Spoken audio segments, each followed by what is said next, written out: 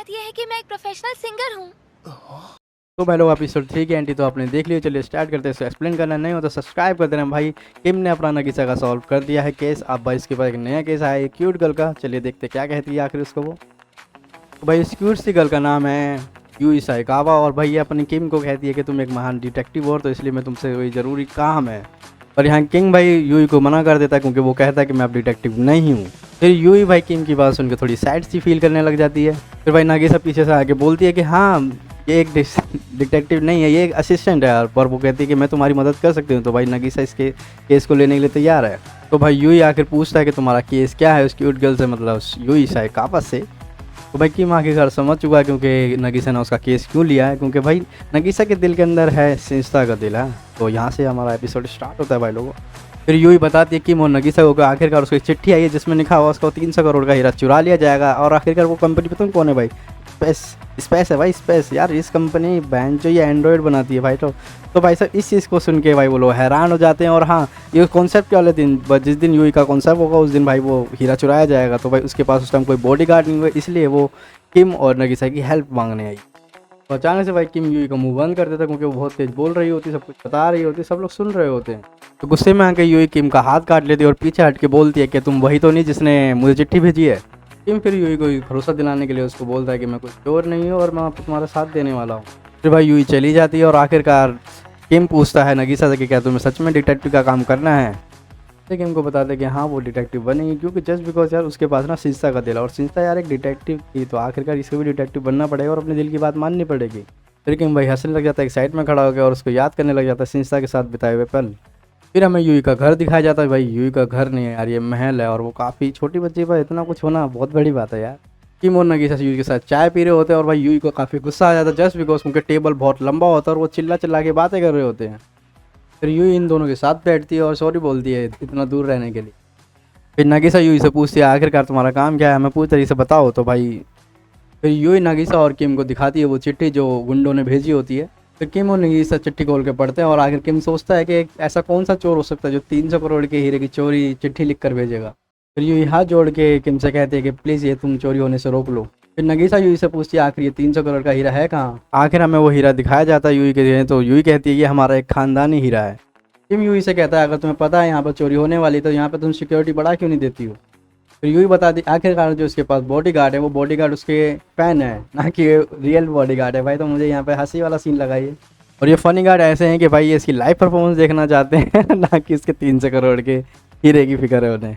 किम इस मजाक को देखकर गुस्से में आ जाता और जाने लग जाता। फिर नगीसा उसको रोक लेती है, कहती है कि हमें इसकी पूरी बात सुननी चाहिए और हमें इसकी हेल्प करनी चाहिए। फिर भाई नगीसा उसे कहती है कि उसे पैसों की बहुत ज़रूरत है और इस पैसों के चलते हुए भाई आखिरकार ये केस ले लेते हैं यूई साइकावा का। किम यूई से कहता है तुम इतने बड़े हीरे की चोरी के लिए पुलिस वालों को क्यों नहीं बुला लेती हो। यूई फिर किम को कहते हैं कि सिर्फ धमकी भरी चिट्ठी को देखकर पुलिस वाले इस बात को यकीन नहीं कर रहे इसलिए वो मेरा साथ नहीं दे रहे हैं। किम यहाँ पर यूई से पूछता है कि तुम्हारे मॉम डैड कहाँ हैं। यूई कहते हैं उसके मॉम डैड 3 साल पहले ही मर चुके हैं भाई। फिर यूई किम और नगीसा को दिखाती है वो हीरा एकदम पास ले जाकर।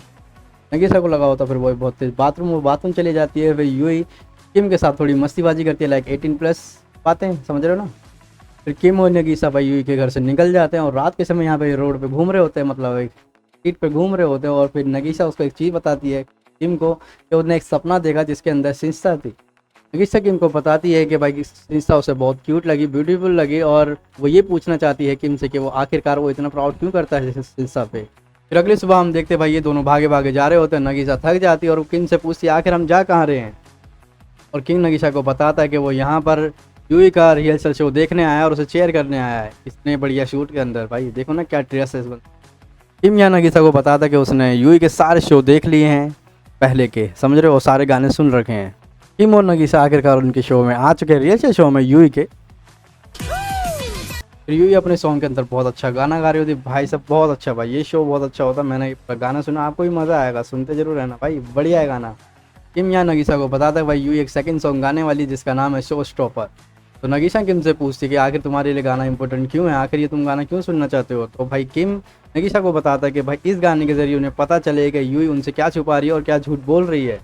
आखिरकार यूई का जो शो है वो ख़त्म हो जाता है और उन्होंने अपने सारे गाने गा लिए हैं भाई लोगों। फिर नगीसा अचानक से देखते स्टेज पर एक अनजान बंदा खड़ा हुआ है। तो ये है भाई लोग वो अनजान आदमी जो स्टेज पर है। यूई को फिर वो अचानक से हाथ में धक्का देके भाग जाता, जो आपने देख ही लिया होगा। और हाँ, हमें यहाँ पे एक चीज़ समझ में आती है कि भाई किम यहाँ हंस रहा होता है। नगीसा फिर उस अनजान आदमी के पीछे भागती है और किम को कहती है चलो तुम भी चलो। फिर हम देखते हैं किम की तरफ, जिसके दिमाग में कुछ चल रहा होता है और वो देख रहा होता है नगीसा को, और वो देख रहा होता है कि भाई नगीसा इतना इमोशन फील क्यों कर रही है, और एक डिटेक्टिव के लिए इतना इमोशन ठीक नहीं है, ये ऐसा किम कहता है।